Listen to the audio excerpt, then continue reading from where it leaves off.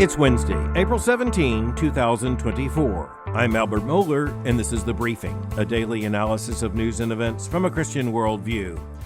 Bill Maher, the American liberal comedian and commentator, used to have a television program entitled Politically Incorrect, a show that ran from 1993 to 2002. More recently, he is the host of the program known as Real Time with Bill Maher. But in this case, what we're really talking about is something that happened in real time, but it gets to a very real issue, an issue as important as life and death. We're talking about the comments that Bill Maher made on his program, Real Time with Bill Maher, just in recent days on the issue of abortion. The comments were made last Friday, and the most important part of what he had to say, and in this case, I mean not just in terms of inciting controversy, but quite frankly, of revealing the truth of the issue, Bill Maher talking about the issue of abortion in the background of the recent Supreme Court decision in Arizona. He said, quote, "I can respect the absolutist position. I really can." He went on to say, "I scold the left when they say, oh, you know what? They just hate women, people who aren't pro-choice." Maher went on to say that the issue is not that pro-lifers hate women, but rather that they have what he describes as an absolutist position on abortion, and that is that human life bears dignity and is to be preserved from the moment of conception until natural death. Bill Maher actually understands that. Now, the entire issue is joined because Bill Maher on the program was talking about the comments made in recent days by the former president of the United States, Donald Trump, who's currently running for president, and in one sense also running from the position he ran on when it comes to abortion in 2016. Donald Trump now says there should be no federal legislation on abortion. He wants simultaneously to take credit for the 3 conservative Supreme Court appointments that led to the reversal of Roe v. Wade, a phenomenal pro-life success in 2022. But he says, after all, you have to win elections, and right now the public sentiment in the United States is decidedly against federal abortion restrictions, he says. And so he said the Republican Party and his presidential campaign are going to take the position that there should be no national legislation on abortion. The former president said, we'll leave it at the states. Bill Maher picked it up because he detected a lack of consistency in the former president's comments, and that's because the former president was inconsistent, a point I made on the briefing days ago. But then Bill Maher went on, and remember, he is not pro-life, he is pro-abortion, but he does understand what is at stake, and that's what made his statement particularly revealing and even more so chilling. Bill Maher went on to say the anti-abortion people think that abortion is murder. He then said, quote, and it kind of is. In other words, Bill Maher went on to say that so far as he understands the morality of the situation, abortion categorically is not wrongly described as a form of murder. He went on to say that pro-lifers think it's murder, and then he said, mark these words, and it kind of is. Now, let's just pause for a moment and recognize that what Bill Maher has done there. He has said that in his view, those he describes as absolutists holding the pro-life position are at least consistent. And not only that, he says that the pro-life argument is accurate when it states that abortion is a form of murder. He says that in such terms that he will come back and state, quote, and it kind of is. But then he comes back having just acknowledged that he kind of thinks that abortion is kind of murder, and says, here's the chilling part, quote, I'm just okay with that. I am. I mean, there's 8 billion people in the world. I'm sorry, we won't miss you. That's my position on it, end quote. Now, one of the things we need to note is that Bill Maher is a brand. He's a comedian, entertainment, political commentator brand. He has been that for 30 years or so. Anyone who's been watching Bill Maher during these years, someone who knows what he's about, knows that he's about controversy.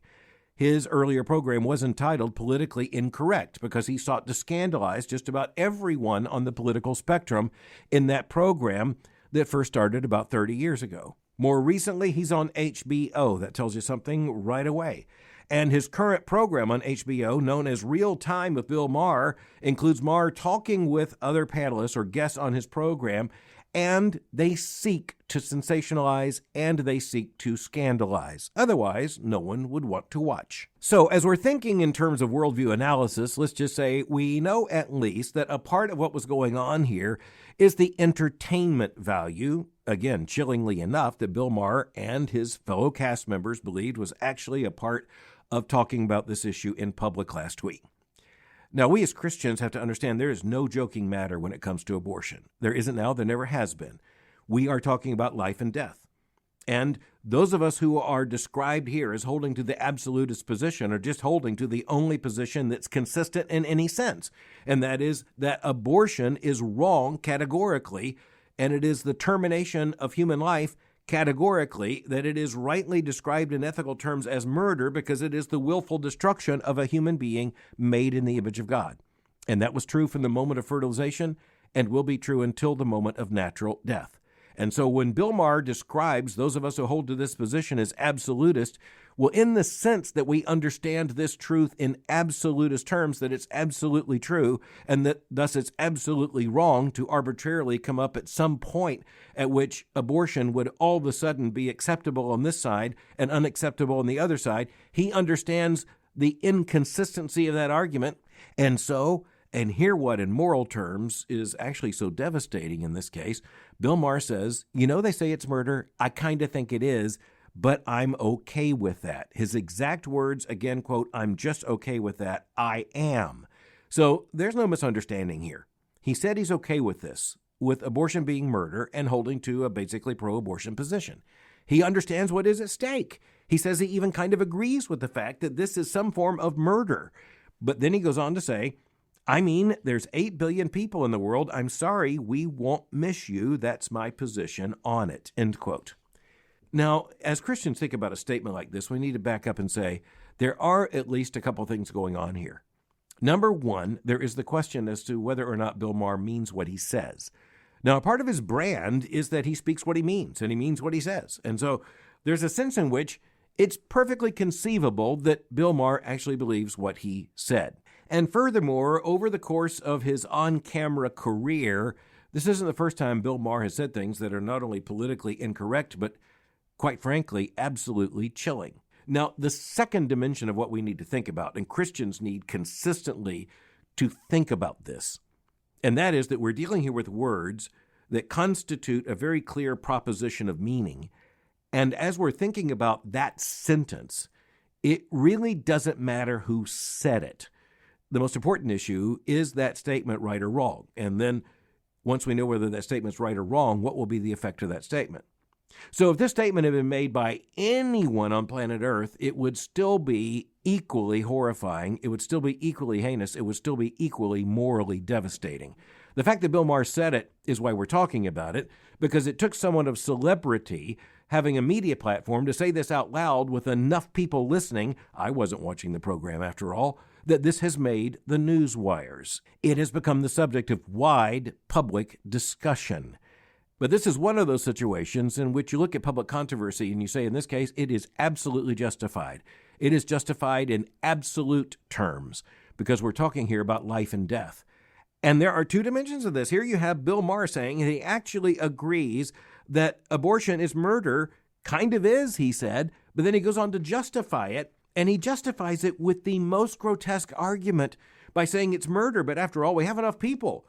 He says there's 8 billion people in the world, and then he says to the abstracted person who's been aborted, I'm sorry, we won't miss you. Now, when you think about that for just a moment, you recognize that that last statement is a part of the moral horror of abortion. It is simply part of the horribleness, the deep moral evil of abortion, that we are saying to people, we won't need you, we won't miss you. What Bill Maher didn't say here, but is truly implicit in what he said, is that we'd be better off without you. We're talking about a planet that, according to the leftist ideology, is overstressed. But at the very least, you'd have to say, what Bill Maher said here is that there's so many people, we won't miss someone who is missing. But from a Christian perspective, that is absolute insanity. We will miss those who are missing. We may not be conscious of every single person we are missing, but one day we will be. One other thing we need to note is that when we are talking about the 8 billion people in the world, what Bill Maher is referencing there is the total population of those living right now on planet Earth. But the truth is that everyone who is now living on planet Earth was at one point born, and that means that just before that was not yet born. And that's something you don't often hear people reference in this kind of debate over abortion, this kind of controversy over abortion. There's no evidence that Bill Maher said anything about not missing someone who is alive outside the womb. That's not something he apparently referenced in that statement. He was referencing those who were in the womb and saying that particular population is the population of those who, if killed in the womb, won't be missed. So you might say on the one hand that Bill Maher here is to be acknowledged as having spoken the truth. He revealed the truth. He pulled back the curtain and actually acknowledged that abortion is murder. The way he put it is to say that the absolutists think it's murder, quote, and it kind of is, end quote. So he has acknowledged that abortion kind of is murder. But then he goes on to support it, even going so far as to say that he will not miss those, that we will not miss those who are aborted. Now, quite honestly, in the midst of this debate, where life and death is actually at the center of the question, we often hear people say things that are careless. There's a problem with that. We often hear people say things that are confusing. What is so shocking about this situation is that there is no lack of clarity here. There is no confusion here. We know exactly what Bill Maher meant, and we know exactly what he said. And in this case, they apparently happen to be exactly the same thing. But before leaving the program, I want to go back to something that has received far less attention, and that was the comment made by one other person on the program just before Bill Maher made the statements that have gone so viral, and deservedly so. Gillian Tett, who is the chair of the editorial board for the Financial Times of London, I cite that quite often. It is one of the most influential media sources on planet Earth. It is the very epitome of the British establishment. If you're looking for an analog, it will be very similar to the British version of the Wall Street Journal. And Gillian Tett, who is the chairman of the Financial Times editorial board, that is an extremely powerful, institutionally mainstream organization, she said, speaking about abortion in America, quote, "The thing that's crazy is, at a time when America is facing so many geopolitical threats, where there's a huge tech revolution going on, where the economy is faced with all kinds of challenges, the idea that you're fighting an election around this issue seems to be just strange back in the 19th century." Well, you look at that, and here she's saying that there are those in the society, certainly in the cultural elite, who thought that that issue might actually have been relevant back in the 19th century, but not now. And Gillian Tett went on to say, and from an incredibly powerful editorial position in the worldwide media, she came back to say, there are some real issues out there. The economy is faced with all kinds of challenges. And in the American election, abortion's an issue. How retrograde, how backwards, or to use her own metaphor, how back to the 19th century. Now, honestly, I am very thankful that so much attention has been given to Bill Maher's comments. I could only wish that as much attention was given to Gillian Tett's comment, because coming from someone as mainstream as she is in her position, that tells you how so many in the cultural elite think of the abortion issue. It's so 19th century. Or to put it another way, that's how little many people in the cultural and media elite think of the issue of abortion, and thus of the status of the life of the unborn. You look at something like this, and your first thought might be that this is a grotesque confusion. It is, of course, but it's worse than that. In this case, it is a fatal confusion. But next, with similar urgency, we're going to turn to another big controversy, and we're going to look at three fronts of this controversy, and it has to do with resurgent Islam in the United States. And it's being presented by many in the media mainly as a collision of religious conviction and free speech rights, but I want us to see there's a lot more to this. And so the first place we're going to go is to the West Coast and the University of Southern California. The controversy at USC has to do with the fact that the provost, the chief academic officer of the institution, has canceled the spring 2024 valedictorian from giving a valedictory address as part of the university's commencement. Now, that commencement's huge. According to media reports, it annually draws about 65,000 people to a giant stadium in order for there to be a massive graduation of a very prestigious and powerful academic institution in Southern California. An institution which, by the way, was at least distantly established by the Methodists in California. But we're a long way from that. Now we're looking at USC as a major research university of great prestige in the United States.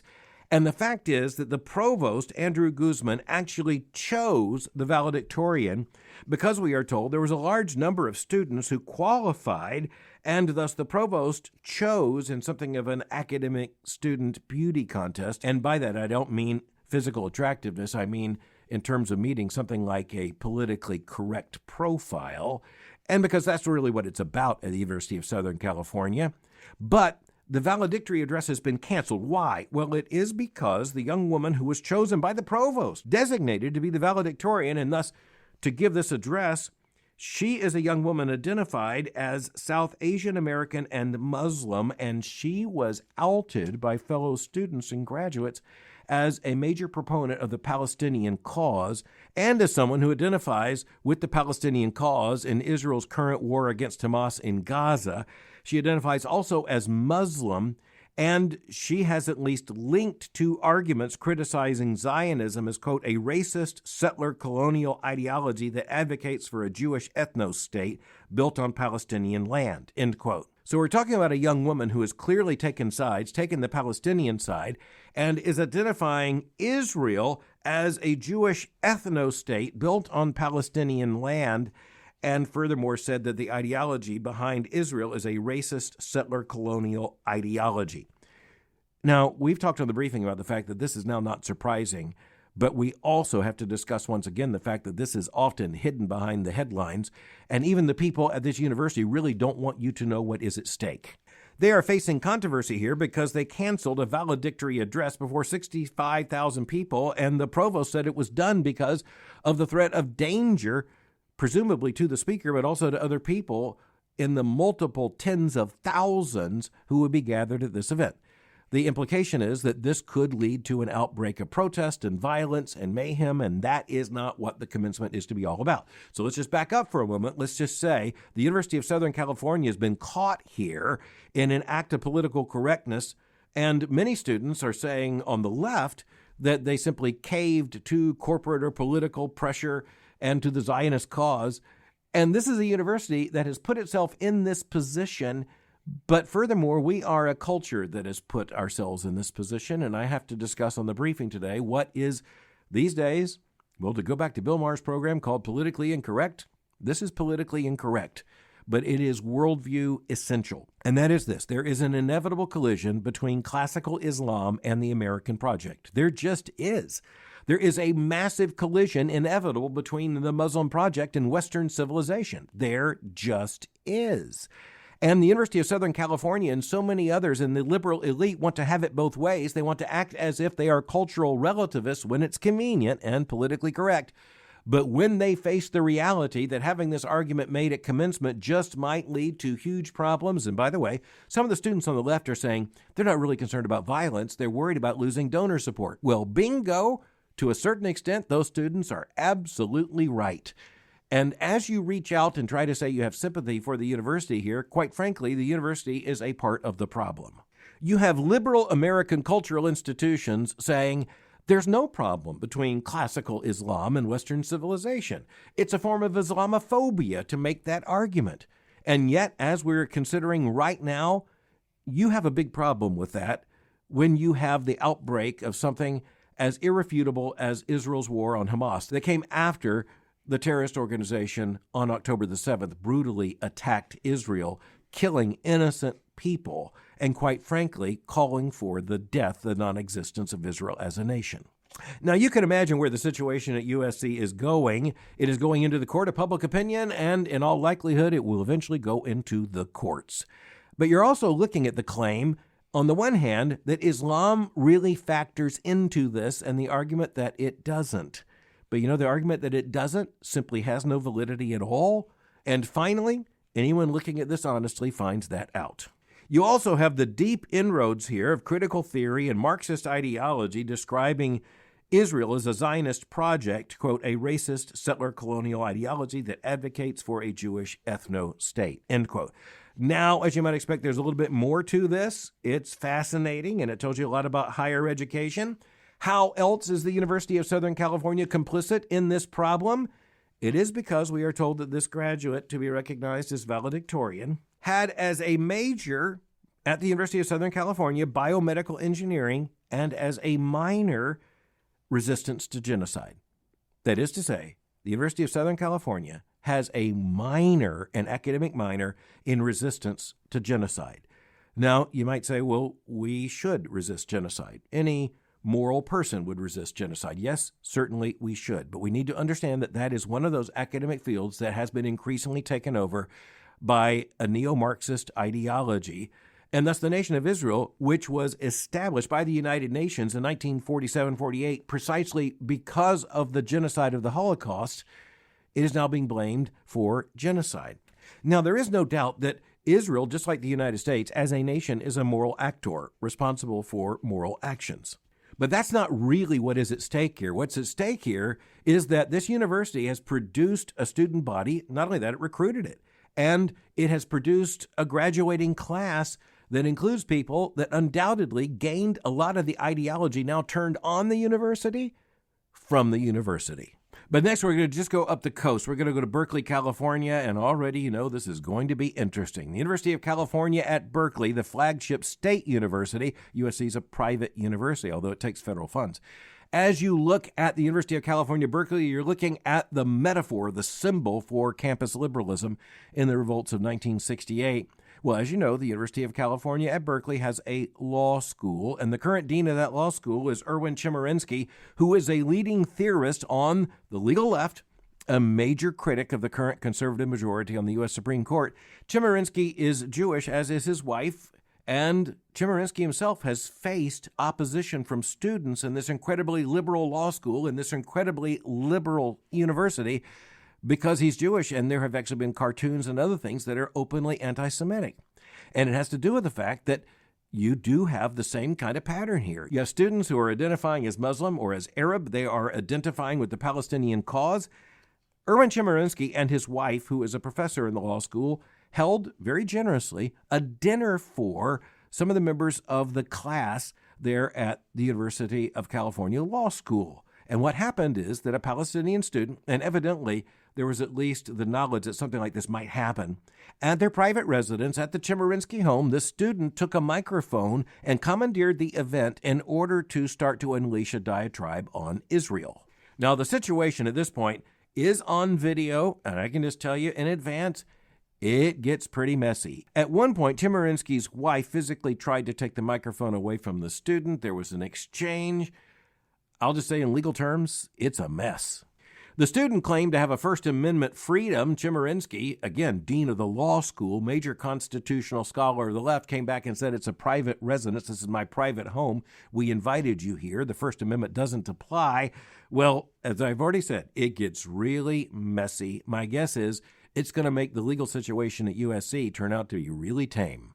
But this is another situation in which Erwin Chemerinsky, I think, has helped to contribute to this problem by identifying with the political correctness that has taken over America's academic left. He has also made constitutional arguments, which, by the way, appear to try to extend something like First Amendment rights far beyond official state actors and official state space, government space. That is to say, Erwin Chemerinsky may have to go into court now and argue against Erwin Chemerinsky. And I just want to point out that here again, the academic, cultural, political left in the United States has sown the seeds of this, and you simply can't get around the fact that it's not just a neo-Marxist ideology in favor of the Palestinians here. It is a form of ideological Marxism. It is a form of critical theory. It is a form that is destructive of Western civilization, and intentionally so. Because if you're going to argue that Israel is an illegitimate state because of what's identified as the ideology and critique of settler colonialism, then you can do the math real fast. So is the nation currently known as the United States of America. But we're the nation that is currently engaged in this experiment in denying that religion can matter, theology can matter, worldview can matter, to the extent that this just could undermine the American experiment. But before we leave this today, we need to go to Dearborn, Michigan, where some of the folks there who are very clearly identified as Muslim have made that point emphatically so. Just a matter of days ago, a rally was held in Dearborn, Michigan, when some of those gathered. Remember, Michigan. When some of those gathered were chanting, "Death to America." Now, this made the mainstream media. This is not just something that appeared in the conservative media sphere. This made the Detroit Free Press. It also made national news coverage. And as there were deeper investigations into this situation, this isn't the first time something like this has happened. This is a very large Arab population. It is a center of Muslim influence in the United States. And just a matter of a few weeks ago, in the pages of the Wall Street Journal, there ran an article entitled, "Welcome to Dearborn, America's Jihad Capital."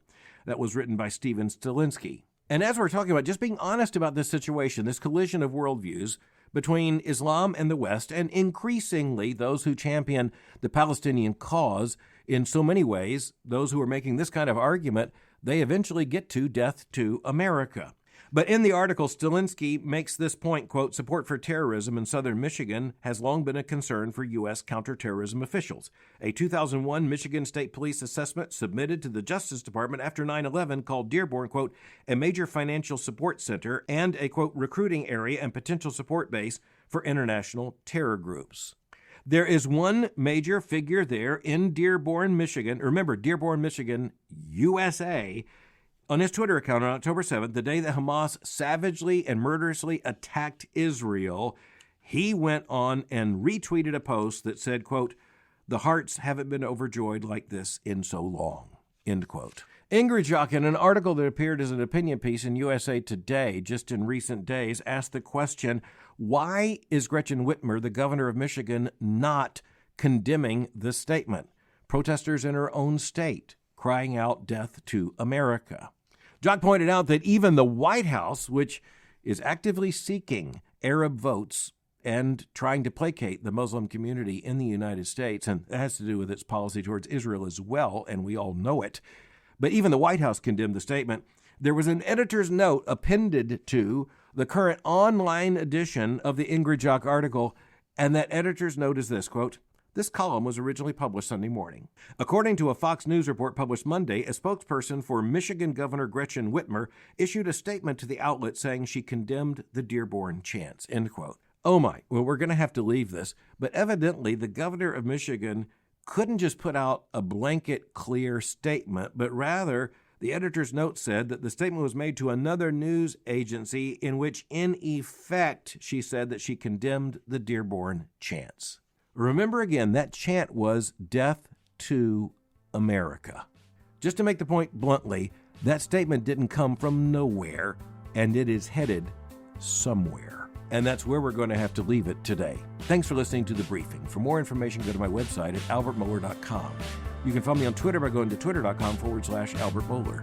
For information on the Southern Baptist Theological Seminary, go to sbts.edu. For information on Boyce College, just go to boycecollege.com. I'll meet you again tomorrow for The Briefing.